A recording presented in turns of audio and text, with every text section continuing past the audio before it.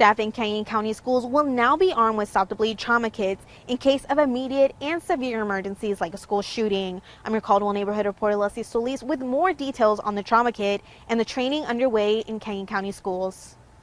It is our responsibility to be as prepared as possible if something of that horrific nature were to take place.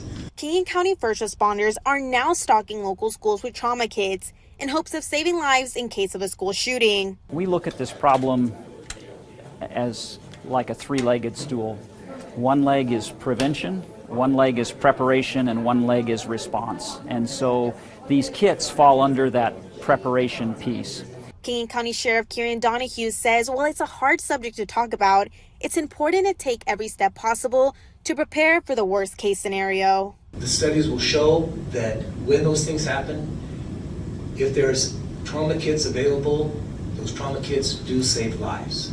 The kits were paid for through a grant from the Department of Homeland Security and are full of essential first aid materials to address a situation where a student or staff member is actively losing a lot of blood and in need of immediate assistance before paramedics arrive.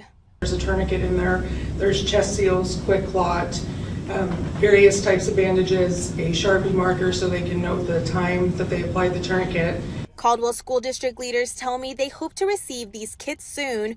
Once they arrive, each teacher will be trained by Canyon County paramedics. Right now there's not a state requirement for lockdown drills. There is for fire drills, but not lockdown drills. But just on our own, we've decided to make sure that we're doing that towards the beginning of the semester. It's very important, right? So kids know what to do, staff know what to do, especially where we do have new students come in. Maybe they're from a different district or came from out of state. We have new staff that have come on board, so we want to make sure everyone's familiar with that.